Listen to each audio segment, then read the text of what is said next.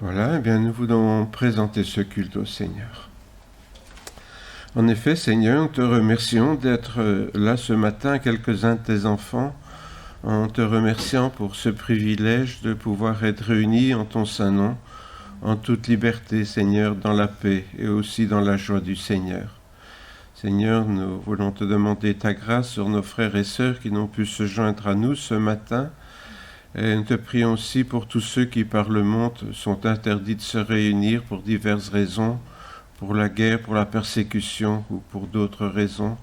Seigneur, te présentons, Seigneur, tout ton peuple ce matin, afin que chacun puisse retrouver en toi la joie de t'appartenir, et comme nous venons de le chanter, de réaliser que tu es le Fils de Dieu et que tu as voulu devenir notre frère, celui qui est mort pour nous pardonner.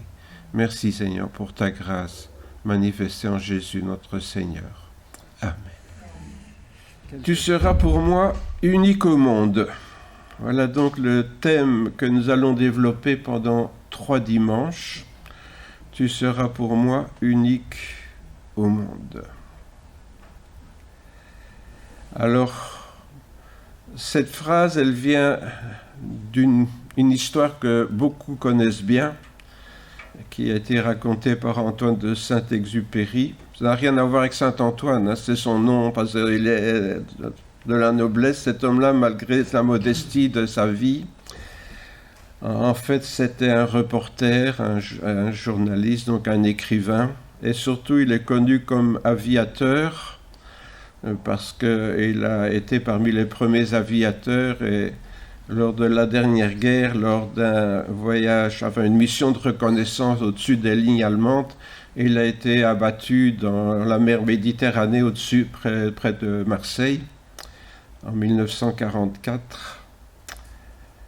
Voilà.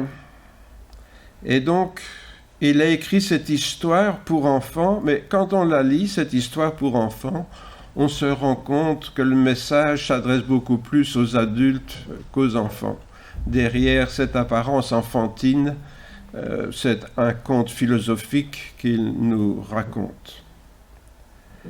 Alors je vous donne un extrait, si ma mémoire est bonne, ça doit être le chapitre 21 ou 25 je crois, de ce livre-là, où ce petit prince qui voyage de planète en planète, et c'est toujours des petites planètes, il tombe sur une planète où il rencontre un renard.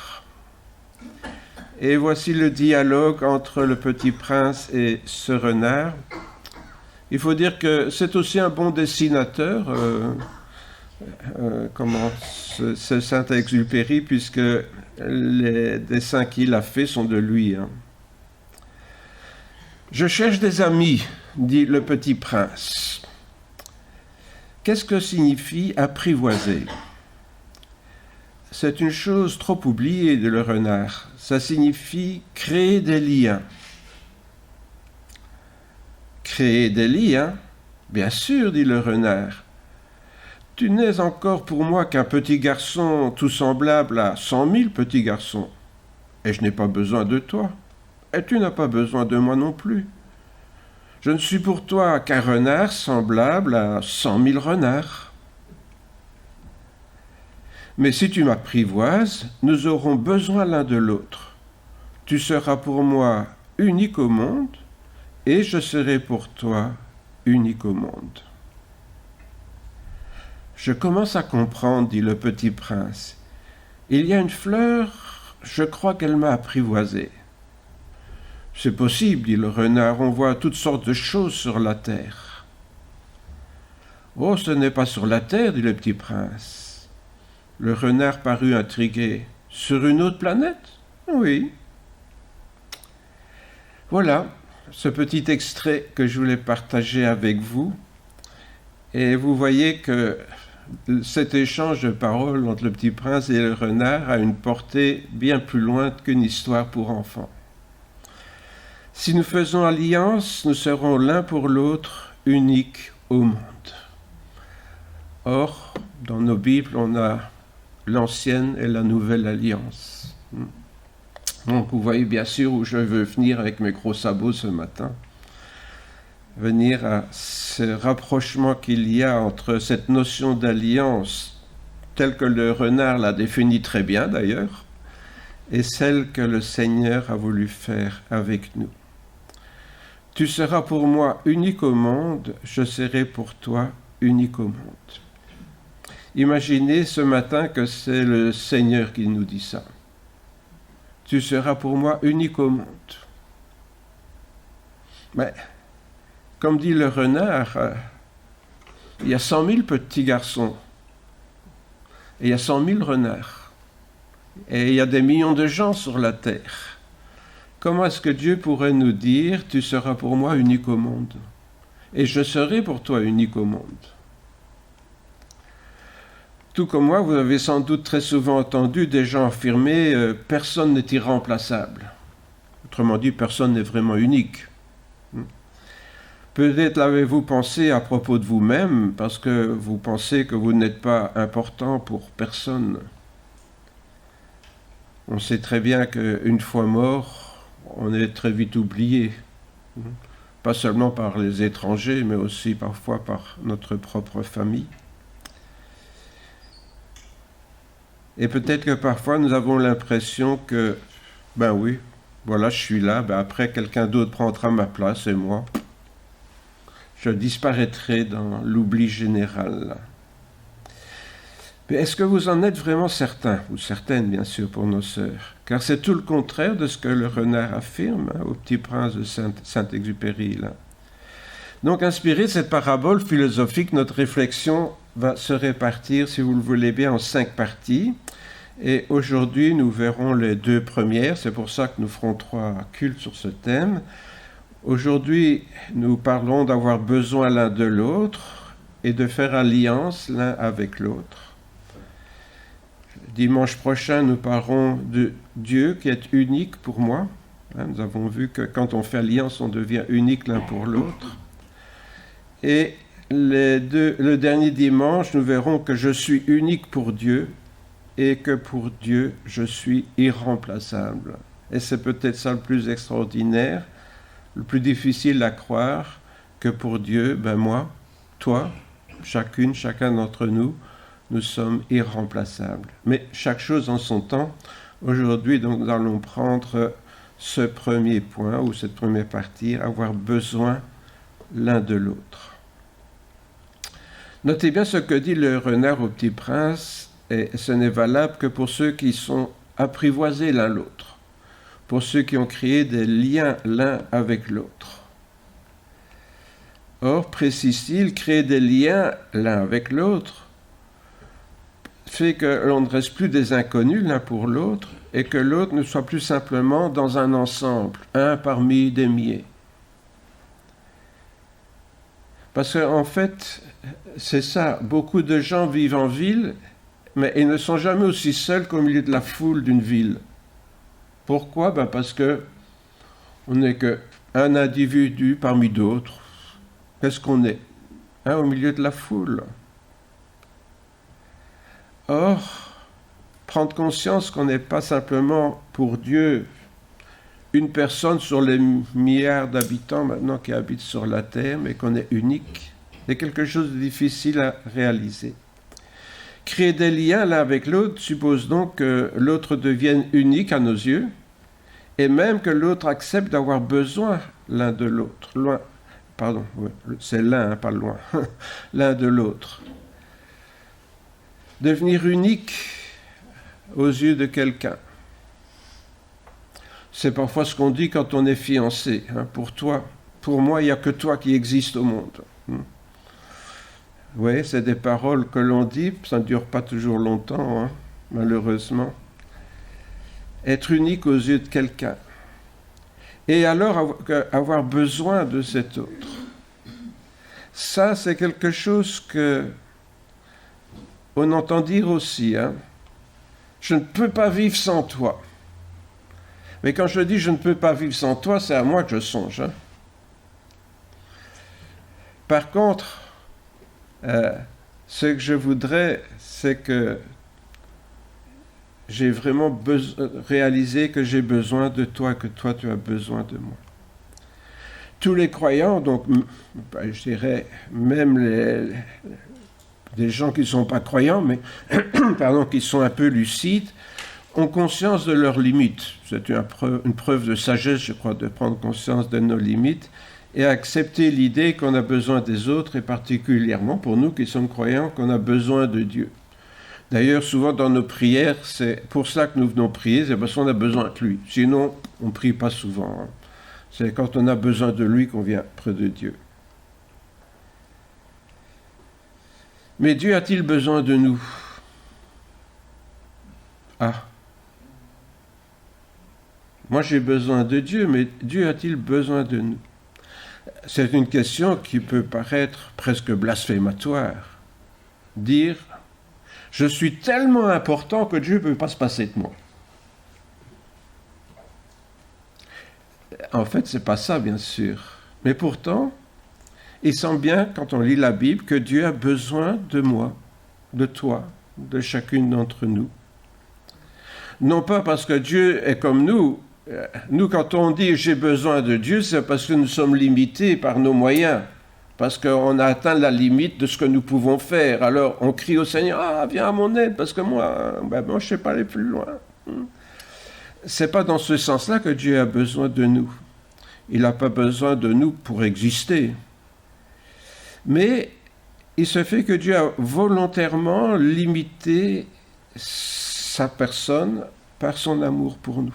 Pourquoi? Bien, encore une fois, quand on aime quelqu'un, qu'on soit Dieu ou de simples humains d'ailleurs, hein, quand on aime quelqu'un, on devient plus ou moins dépendant de la personne qu'on aime. Pour le meilleur et pour le pire, dit le bourgmestre, hein, ou le maire. Pour le meilleur ou pour le pire, bien, on devient dépendant l'un de l'autre. Et l'amour est une chose étrange parce que quand on n'aime pas, on est libre. Et puis quand on aime, on devient dépendant de cette personne qu'on a choisi d'aimer. Et c'est d'autant plus étrange que c'est un choix volontaire. C'est moi qui aime cette personne et en l'aimant, je deviens dépendant de cette personne. En créant et en aimant l'humanité, Dieu s'est placé dans cette situation de dépendance. Imaginez que Dieu, dans sa gloire, est servi par ses saints anges, était bien tranquille dans le fond. Et puis il lui est venu l'idée saugrenue de nous créer. Alors là, ce n'était pas une très bonne idée, parce que depuis qu'il a créé l'humanité, il n'a que des ennuis. Avouez que c'est quand même assez étrange.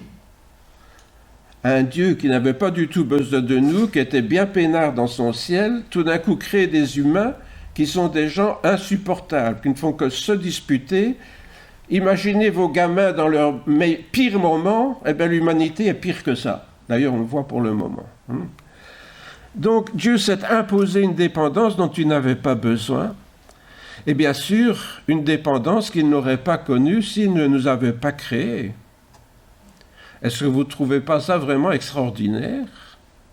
Que nous soyons là ce matin, parce que Dieu a voulu nous créer, tout en acceptant d'être dépendants de cette créature infernale qu'il venait de créer. Cet amour de Dieu, donc, pour les humains, et on dirait peut-être en particulier pour son peuple, quand on voit, parce que là on reviendra à cette notion d'alliance dans l'Ancien Testament, on voit que cet amour pour les humains apparaît déjà dans l'Ancien Testament à travers la jalousie de Dieu, par exemple.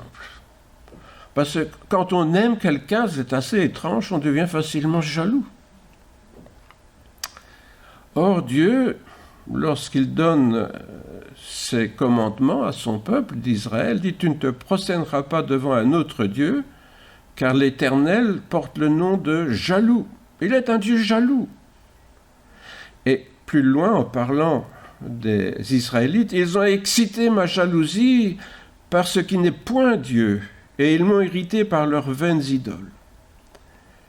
Chaque fois que ce peuple avec qui Dieu avait fait alliance est tourné vers d'autres dieux, cela a excité la jalousie de Dieu. Il a ressenti en lui-même ce sentiment que l'on peut ressentir quand on est marié si notre conjoint nous trompe avec quelqu'un d'autre. Dieu a ressenti ça dans son cœur. Et bien sûr, ça a engendré en lui une grande frustration. Et cette frustration, Dieu l'éprouve aussi. Dans Malachie, vous savez, c'est le dernier livre de l'Ancien Testament, celui qu'on ne lit presque jamais, là. Bon. Eh bien, il faut le lire, c'est un très beau livre. « Revenez à moi, dit le Seigneur, et je reviendrai à vous, dit l'Éternel des armées célestes, pas des armées d'Ukraine. Et vous dites, en quoi devons-nous revenir? Un être humain peut-il frustrer Dieu? Ah, bonne question. L'être humain qui vit sur terre, cette petite fourmi qui grouille sur la terre, là, ça pourrait frustrer Dieu dans son ciel de gloire, lui qui a les anges là-haut? Drôle de question. Un être humain peut-il frustrer Dieu? Eh bien, Dieu répond oui, car vous me frustrez et vous dites, en quoi t'avons-nous frustré? Non seulement on excite la jalousie de Dieu, mais on le frustre et puis on s'en rend même pas compte. On dit à Dieu, en quoi est-ce qu'on t'a frustré? On le voit aussi dans le chagrin que peut éprouver quelqu'un qui aime quand il perd l'être aimé. Hein, nous avons tous connu ça peut-être un jour dans notre vie, de perdre quelqu'un qu'on aime, un père, une mère, un enfant, parfois des grands-parents. Parfois on est plus attaché même à ses grands-parents qu'à ses parents, c'est assez étrange, mais je remarque que ça arrive souvent. Et quand on perd quelqu'un qu'on a aimé, bien sûr on éprouve un grand chagrin. Et c'est ce que dit le prophète Osée. Dieu est triste parce qu'il a perdu son peuple. Son peuple s'est tourné vers d'autres dieux, l'a abandonné, et Dieu se sent abandonné. Et il souffre de cela. Alors en parlant bien sûr du peuple d'Israël, il la compare à une femme qui trompe son mari. Elle allait après ses amants et m'oubliait, dit l'Éternel. Vous voyez le Seigneur m'oubliait. C'est pourquoi je veux l'attirer et la conduire au désert. Et là, je parlerai à son cœur. Je serai ton fiancé pour toujours. Je serai ton fiancé par la justice, la droiture, la grâce, la miséricorde. Je serai ton fiancé par la fidélité et tu reconnaîtras l'Éternel. Dieu est triste et pourtant il ne veut pas se venger. Il dit, je vais te conduire au désert et là, on va trouver un coin tranquille où on sera seul et je vais parler à ton cœur. Formidable, hein? Formidable cette parole de Dieu à son peuple. Son peuple l'oublie, le plante là. Dieu pourrait dire, vous ne voulez pas de moi? Ben débrouillez-vous sans moi. Moi je retourne dans mon ciel bien tranquille. Hein? Mais non, Dieu veut parler à notre cœur lorsque nous le négligeons.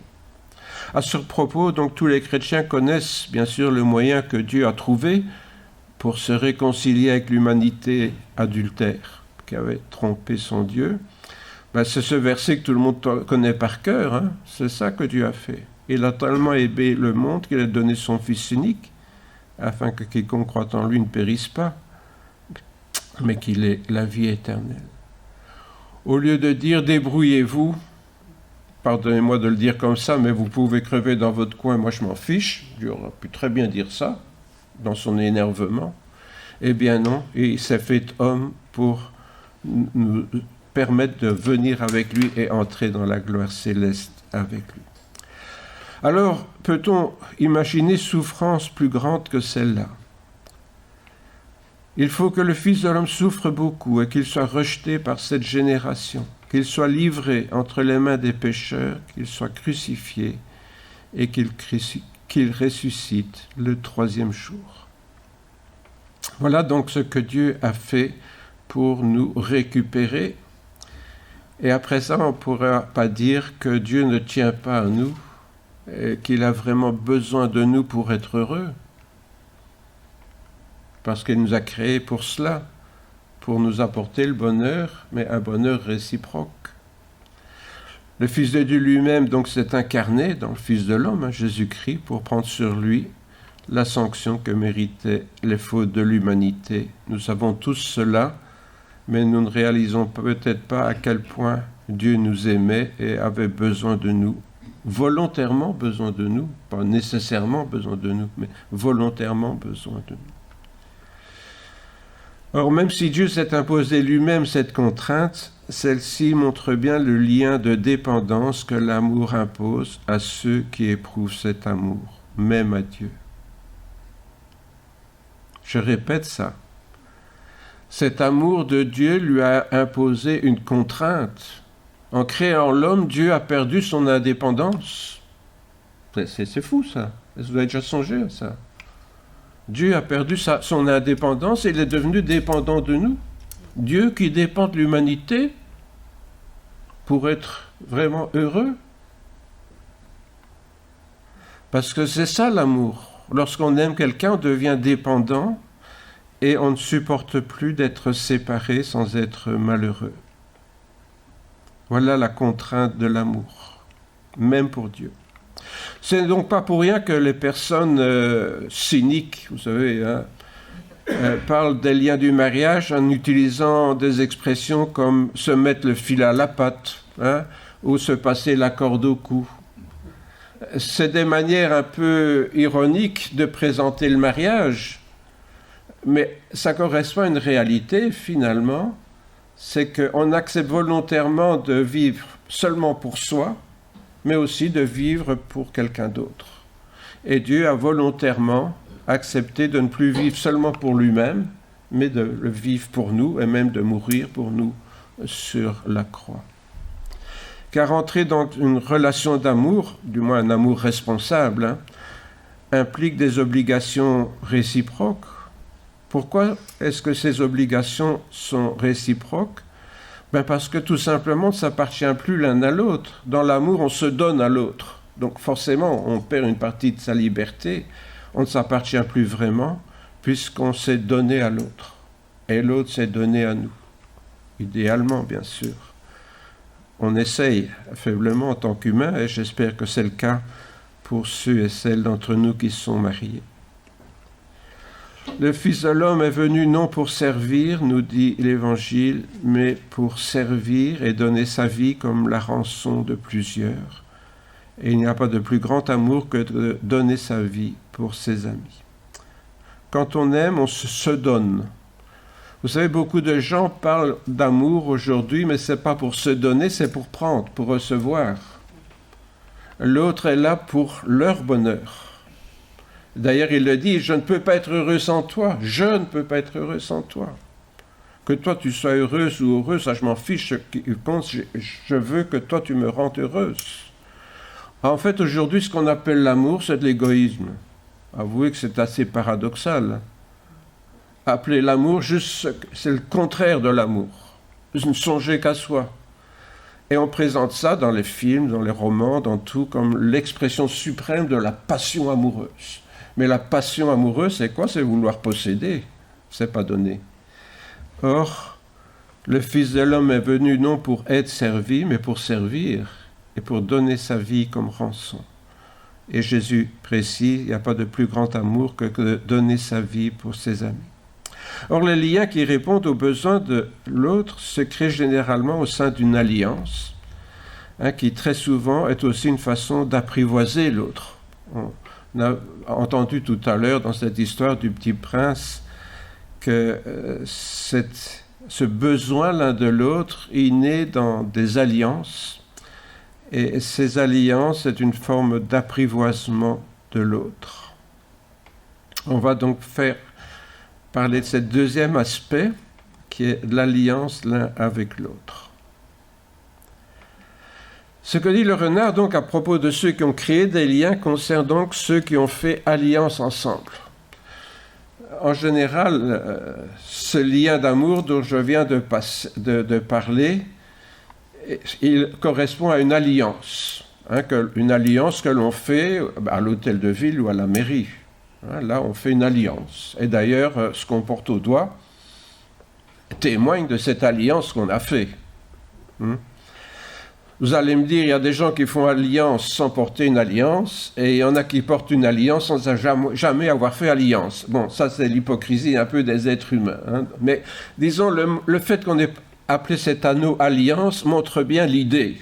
L'idée, c'est que en s'engageant l'un pour l'autre, on crée des liens, et ces liens s'inscrivent dans le cadre d'une alliance. Dans l'Ancien Testament hébreu, le mot alliance, on va faire une petite remarque, là se dit bérite et signifie contrat, traité, pacte, alliance. En fait, dans l'Ancien Testament, on met surtout l'idée sur l'accent, je veux dire, sur l'idée de contrat. Comme on fait un contrat de mariage, là. Bon. Il y a un contrat, on signe un traité l'un envers l'autre. Ça n'implique pas forcément de l'amour, tout ça. Vous voyez, on peut créer une alliance entre des gens qui se détestent, mais bon, voilà. Hein. Il y a cette notion de traité, de pacte, d'alliance. On arrête de faire la guerre, on fait la paix. Dans le Nouveau Testament, ça a une autre notion, diathéké, ça signifie on prend des dispositions. Et souvent, on parle de dispositions testamentaires. Et donc, cette notion d'alliance s'inscrit un petit peu dans cette notion de testament. Ça apparaît beaucoup moins dans le Nouveau Testament, on le trouve que 26 fois, c'est presque 10 fois moins. Hein.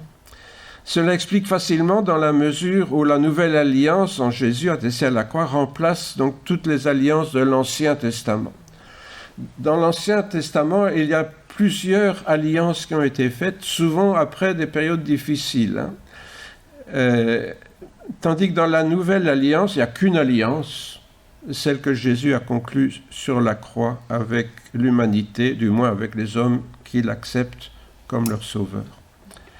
Rappelez-vous, dans l'Ancien Testament, je ne prends que les principales alliances. Hein. Il y en a au moins 3. Avec Noé, oui, c'est une alliance que Dieu fait. Je ne détruirai plus jamais l'humanité de cette façon-là. Et la preuve, je mets l'arc-en-ciel dans le ciel. Voilà, c'est le signe. Vous voyez, une alliance qui vient après un moment difficile.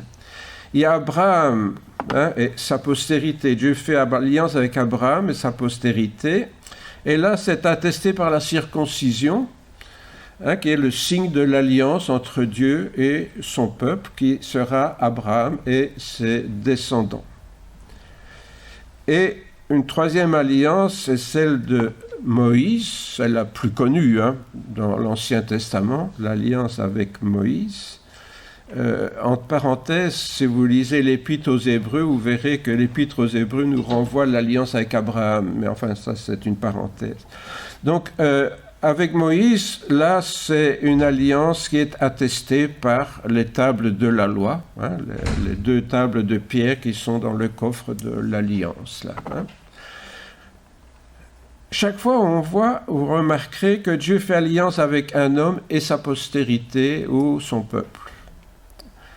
On constate toutefois donc que ces alliances de Dieu avec l'humanité sont assez restreintes finalement. Hein, puisque chaque fois il y a un choix assez restreint. Noé et sa postérité. Et il y a aussi tous les êtres vivants, puisque c'est lié au déluge. Avec Abraham, c'est aussi avec sa postérité et les nations qui en sont issues. Vous savez, il y a plusieurs nations qui sont issues de la postérité d'Abraham, vu qu'il n'a pas eu que Isaac comme fils, il en a eu d'autres. Et avec Moïse, c'est Israël et les 12 tribus, donc ils sont issus de Jacob Israël. Vous savez que Israël et Jacob, c'est la même personne. Hein. Et les 12 tribus. On voit chaque fois que c'est des alliances assez restreintes, finalement, que Dieu fait avec un homme et sa postérité. Tandis que dans l'Ancien Testament, donc dans l'entrée dans l'alliance avec Dieu, et vous allez voir, c'est là une grande différence, se fait automatiquement du fait qu'on est dans la famille. L'alliance avec Noé, elle dépend que je suis dans sa postérité. L'alliance avec Abraham, elle dépend que je sois dans sa postérité. Et l'alliance avec Moïse, elle dépend que je sois dans la postérité de Jacob. Autrement dit, il suffit de naître dans la bonne famille pour bénéficier de l'alliance avec Dieu, sans avoir rien fait pour ça. Vous voyez ? Alors, bien sûr, vous voyez où je veux en venir. Hein. Par contre, avec Jésus, elle est proposée à tous les humains, mais c'est à chacun de décider d'entrer individuellement. Vous voyez la grande différence entre ces alliances ? D'un côté, on a des alliances qui se font automatiquement parce qu'on est dans la bonne famille. Hein, je suis né dans la famille du roi plutôt que sur les trottoirs de Manille, comme dit une chanson. Hein. Là, je n'ai rien fait pour ça. Tandis que dans la nouvelle alliance, on découvre que cette alliance, elle est offerte à tous, à tous les peuples de la terre, à chaque être en particulier, homme ou femme, à condition que cette personne accepte l'alliance, accepte de rentrer dans cette alliance. Alors, entrer dans le peuple de la nouvelle alliance n'est pas automatique. Vous voyez, c'est le résultat d'une décision personnelle. Ça, c'est une grande différence entre les alliances anciennes, je dirais, et la nouvelle alliance que nous avons. Alors, il a vraiment fallu beaucoup de temps, comme vous voyez, pour que Dieu arrive à apprivoiser l'humanité tout entière. Il a fallu progressivement, Noé, Abraham, Moïse, pour agrandir le champ, je dirais, de l'alliance avec laquelle Dieu voulait, de l'humanité, donc avec la partie de l'humanité avec laquelle Dieu voulait faire alliance. Pour les Juifs, le problème était de demeurer dans l'alliance conclue entre Dieu et les ancêtres. Quand on lit l'Ancien Testament, on voit que le problème des Juifs, c'est de demeurer dans l'alliance. Il ne faut pas sortir de l'alliance. Vous voyez ? Parce qu'on y est d'office. Mais il ne faut pas en sortir. Tandis que pour les chrétiens, le problème, c'est d'entrer dans l'alliance. Cette alliance que Dieu, bien sûr, a conclue à travers de son Fils et qui consiste à être adopté par Dieu pour entrer dans la famille de Dieu. Autrement dit, Dieu nous propose d'être adoptés et nous disons oui ou non. Mais n'importe qui peut être adopté par Dieu à condition d'accepter, bien sûr, l'alliance que Dieu veut faire avec lui. Alors, cela nous renvoie à une très antique et curieuse tradition qu'on retrouve dans d'autres peuples que dans l'Ancien Testament, mais qui nous paraît très étrange. Rappelez l'histoire d'Abraham avec qui Dieu fait alliance. Il lui demande de découper des animaux et de les séparer. Et Dieu va passer au milieu de ça. Je vous donne un résumé de ça ici, mais vous pouvez lire tout ça en détail dans la Genèse au chapitre 15 et 17. L'Éternel dit à Abraham, il n'avait pas encore changé son nom, vous avez remarqué, plus tard Dieu va changer le nom de Abraham en Abraham. L'Éternel dit à Abraham, prends une génisse de 3 ans, une chèvre de 3 ans, un bélier de 3 ans, une tourterelle et une jeune colombe. Abraham prit tous ces animaux, les coupa par le milieu et mit chaque morceau l'un vis-à-vis de l'autre, mais il ne partagea point les oiseaux. Plutôt barbare comme histoire. Quand le soleil fut couché, je passe au chapitre 17 là, quand le soleil fut couché, il y eut une obscurité profonde, et voici ce fut une fournaise fumante, et des flammes passèrent entre les animaux partagés. En ce jour-là, l'Éternel fit alliance avec Abraham. Que signifient ces animaux partagés en deux, en même temps une promesse et une menace? En passant au milieu des animaux partagés, ça veut dire je réunis les deux parties. J'accepte les deux parties. J'accepte la partie de gauche et la partie de droite.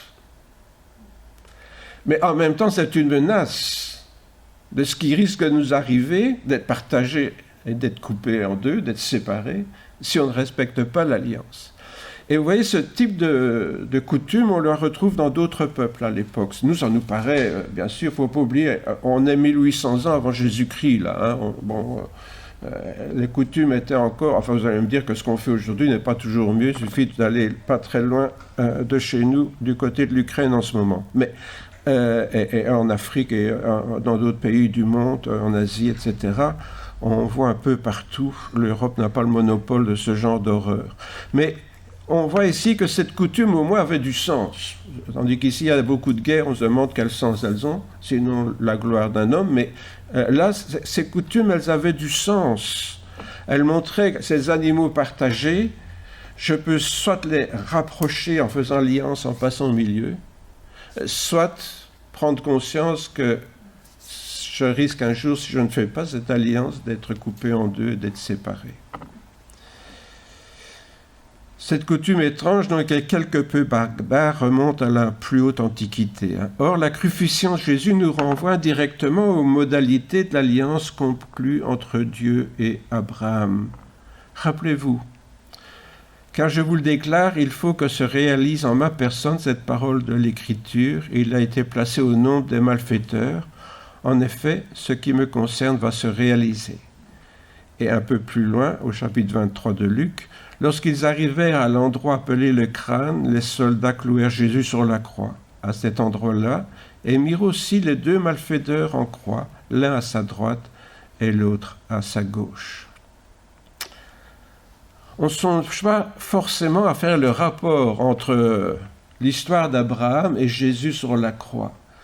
Mais Jésus sur la croix, si on considère ces malfaiteurs, qui sont des pécheurs comme chacun d'entre nous dans le fond, s'en trouve l'un à sa gauche, l'un à sa droite, nous renvoie cette histoire d'alliance de Dieu à Abraham, de Dieu placé et passant entre les deux moitiés de l'humanité représentées par l'un et l'autre malfaiteur, l'un acceptant, l'autre refusant l'alliance avec Jésus, puisque à l'un, Jésus dit « Ce soir même, tu seras avec moi dans le paradis ».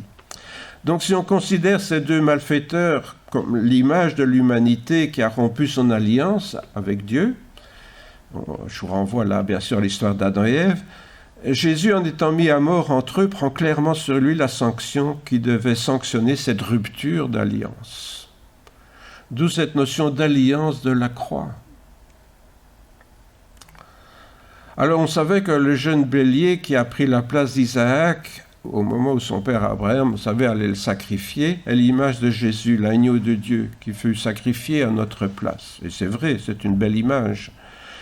Vous avez été rachetés par le sang précieux de Christ, comme d'un agneau sans défaut et sans tache, dira l'apôtre Pierre. On sait aussi que le sang de Jésus nous sauve de la colère de Dieu, au même titre que le sang, vous savez, sur le linteau des portes. Je vous rappelle la 10e plaie d'Égypte, où l'ange de l'Éternel devait passer sur l'Égypte et tuer tous les nouveau-nés, tous les premiers-nés. On confond souvent avec nouveau-nés d'ailleurs, avec tous les premiers-nés d'Égypte. Les Hébreux avaient tué un mouton et avaient mis le sang sur le linteau de la porte à l'extérieur. Et donc là où il y avait le sang, la maison était protégée et le premier-né ne mourait pas. Et l'ange passait au-dessus de la maison. Or, l'apôtre Paul dira « Vous avez déjà été purifiés car le Christ, notre Pâque, a été immolé. » Le sang de cet agneau qui protégeait la maison des Hébreux de la colère de Dieu, parce que l'on passait au-dessus. D'ailleurs, le mot « passer » en hébreu veut dire « passer au-dessus ». Donc là où il y avait le sang de l'agneau, l'ange passait au-dessus et il n'y avait pas de sanction sur ceux qui étaient dans la maison. Et pour cela, Christ est notre Pâque, parce que si nous sommes couverts du sang de l'agneau, Dieu ne voit plus nos fautes et il n'y a plus de sanction et il n'y a plus de punition. En hébreu, donc, le mot Pâque signifie passer par au-dessus. C'est pourquoi la Pâque juive renvoie à l'agneau immolé et donc le sang qui était sur la maison et qui épargnait la vie des premiers-nés.